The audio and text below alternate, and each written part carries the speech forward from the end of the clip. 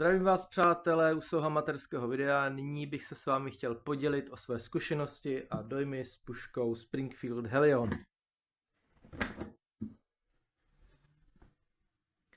Tak, puška Springfield Hellion v ráži 223 Remington, také se můžeme setkat s označením VHS2S. Je to výrobek chorvatské firmy HS Produkt.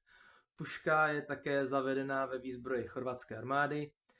Jedná se o kombinaci designu pušek G36 a FAMAS.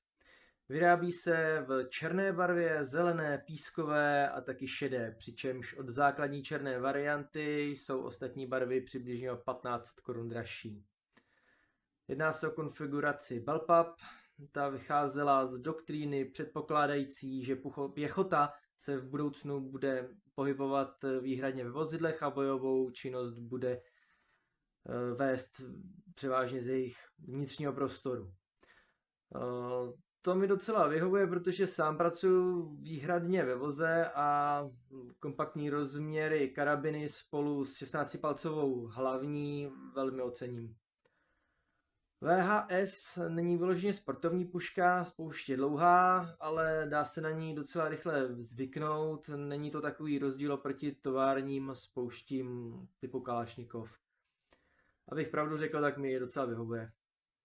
Firma HS má u nás docela dobré distributorské zastoupení, tudíž i dostupnost dílů není problém, ač je nutné počítat s docela dlouhou dobou dodání, je to v řádu 1 až 2 měsíců, jelikož puška není příliš rozšířená a nikdo zatím nemá ve větším množství díly skladem.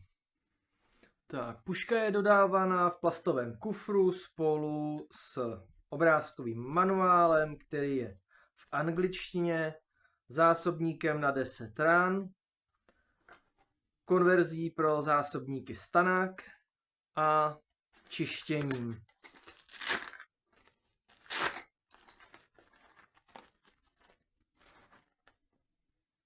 Co se týče originálních 30ranných zásobníků, ty není možné sehnat, jelikož v současné době firma HS Produkt dodává výhradně chorvatské armádě, ale mělo by být možné použít i zásobníky pro G36. Hlavně z toho důvodu je tedy puška vybavená konverzí, kterou je možné velice rychle vyměnit. Puška má plně oboustranné ovládací prvky, jak selektor, tak napínací páku.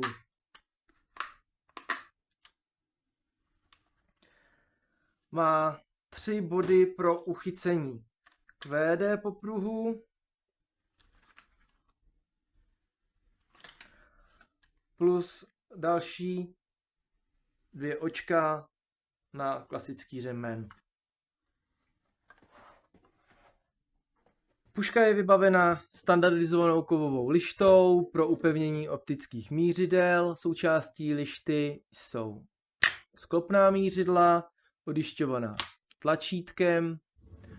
Muška je výškově stavitelná, hledí stranově stavitelné, hledí má rozsah hodnot 0, 1 až 200, 300, 400 a 500 metrů. V přední části máme flash hider, ten je na závitu půl palce x 28. Dále odnímatelné předpažbí, které má upínací systém M-Lock.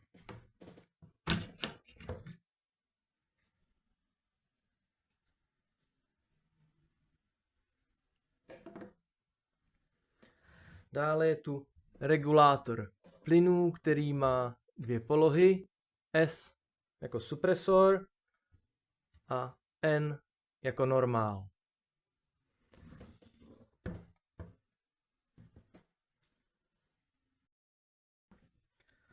Samotná natahovací páka je oboustranná, stejná jako u G36, je opatřená západkou, která slouží ke spojení natahovací páky s nočičem závorníků. V případě nedovření nábojové komory je možné s tiskem západky komoru dovřít.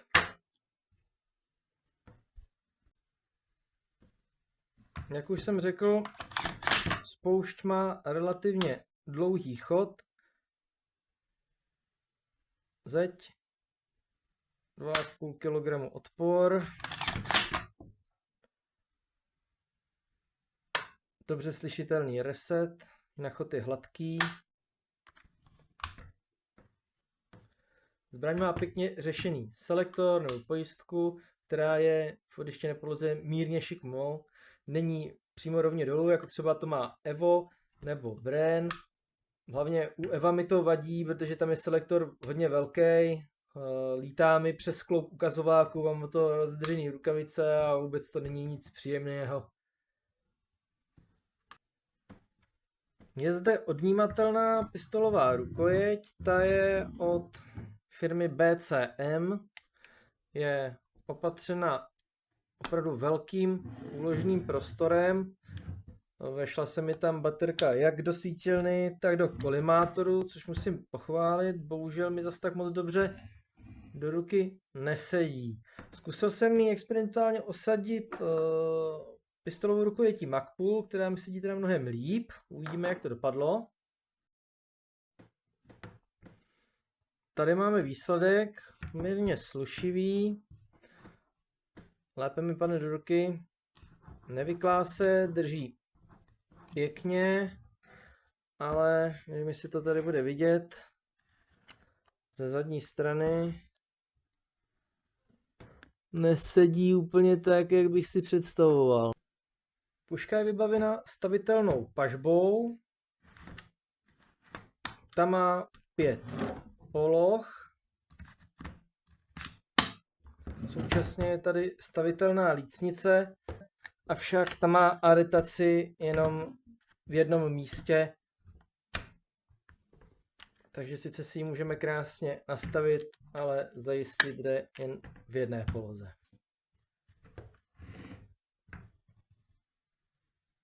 Výhozní okýnko má krytku podobně jako pušky AR. Je odpružená. Jak můžete vidět, tělo zbraně velmi těsně doléhá k nosiči závorníku, což brání vnikání nečistot. Zde je deflektor nábojnic zhruba po 250 výstřelech.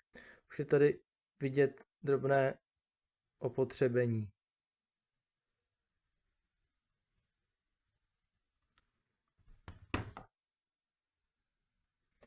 Vypouštění zásobníku u standardního zásobníku, který je dodáván se zbraní, je podobné jako u G36 nebo AK s tlačením k zásobníku, vyndáním.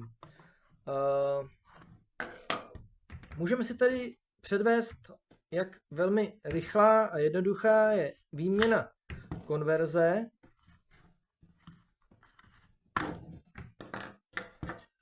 Pro zásobníky Stanak.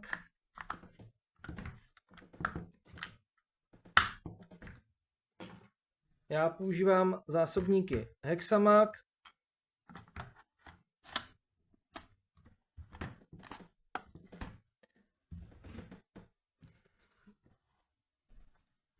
Tlačítko pro vypuštění zásobníků je na zadní straně.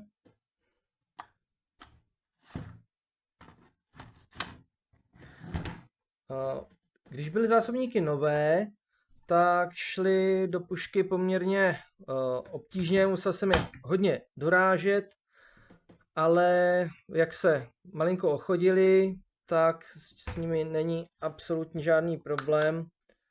Stačí jenom malinko docvaknout. Drží pěkně. Po vystřelení posledního náboje puška vystavuje závěr v zadní poloze. Pro vypuštění se používá posuvné tlačítko, které je nutné zatlačit směrem k pažbě. Není to úplně komfortní řešení v případě nabití nového zásobníku. Nemám šanci palcem odtlačit, musím si přehmátnout nebo použít natahovací páku. Puška nedisponuje manuálním záchytem závěru, takže při odstraňování závad je nutné použít nějaký podobný grif, jako třeba u AK, kdy pušku mám zapřenou do ramene a závěr držím v otevřené poloze natahovací pákou. Prototyp měl záchyt závěru umístěný zde, avšak k této verzi pušky se toto řešení nedostalo.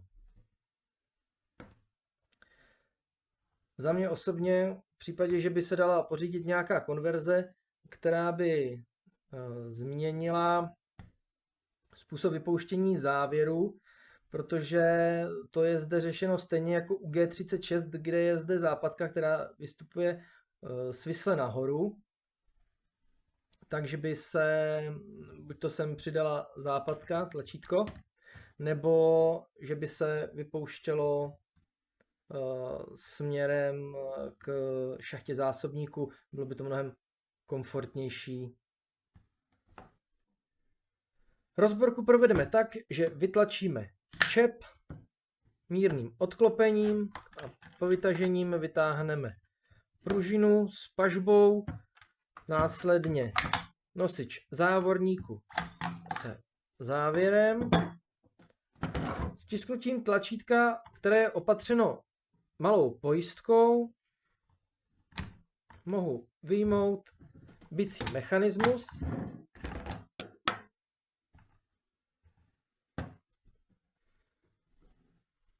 Jak je zde vidět, bicí mechanismus je prakticky totožný s mechanismem u G36. Zde je záchyt závěru.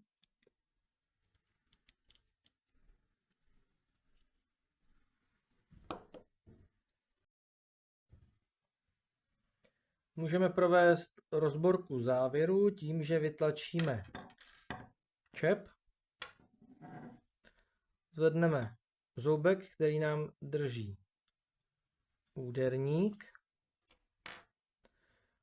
Nyní můžeme zatlačit závěr dozadu, kde se nám otevře dírka pro vytlačení vodícího čepu, vodícího ozubu. Změnou nyní se dá změnit poloha závěru jeho polotočením, kdy si vlastně vybereme, na jakou stranu bude puška vyhazovat vystřelené nábojnice.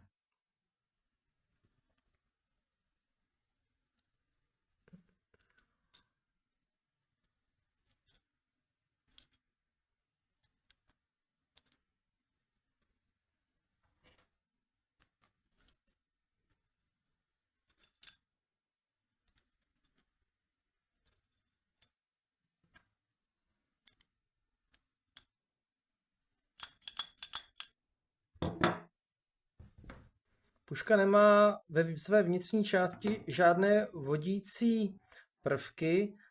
Závěr je veden pouze touto tyčinkou a trubkou, která je součástí nosiče závorníků.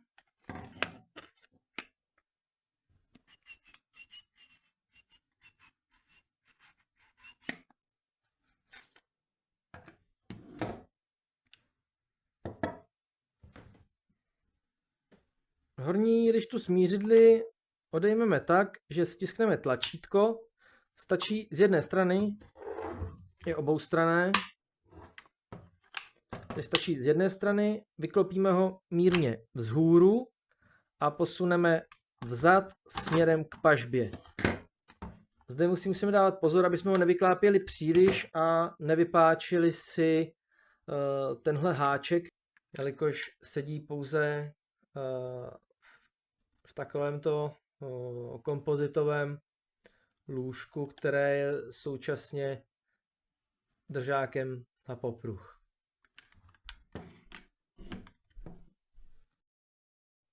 Dále pokračujeme tak, že uchytíme čelo pístu, stáhneme z pruhu a vysuneme píst. Tak, samotný regulátor bohužel rozebrat nejde. Musel by se vytlačit tento čep. Sice to velmi znesnadňuje čištění, na druhou stranu není zde nebezpečí, že v případě, že regulátor zapomeneme v odemčené poloze, dojde po výstřelu k jeho ztrátě. Majitelé pušek Strike-AUG určitě vědí, o čem mluvím. Co se týče unikání povýstřelových zplodin z výhozního okénka, nějak mě to neobtěžovalo. Zkoušel jsem pušku s regulátorem nastaveným jak na hodnotu pro tlumič, samozřejmě tlumič nemám, takže bez tlumiče, tak i na normál s náboji STV Scorpion, ty mají 55 grainovou střelu. Tam mi v poloze pro tlumič vykazovala zbraň závady, ale pokud jsem použil silnější střelivo armádní Serrier Beloty, tak puška fungovala na obě polohy naprosto bez problémů. Zajímalo mě, co se stane s nástřelem, když sundám horní lištu. Ze zbraně jsem vystřelil, rozložil, složil, takhle 3krát za sebou. Nástřel se trochu pohnul, ale mohlo to být vzhledem k rozptylu klidně střeleckou chybou nebo změnou v zalícení. Za mě drží nástřel uspokojivě. Co se týče kvality zpracování, jsem velice spokojený. Nejsou zde vidět žádné otřepy nebo stopy po obráběcích strojích. Kvalita je na vysoké úrovni, puška je velmi přesná a já jsem s ní spokojen, dělá mi velkou radost. Děkuji vám, že jste se dokoukali až do konce, doufám, že vám video k něčemu bylo, že pro vás bylo zajímavé. A někdy příště. Ahoj!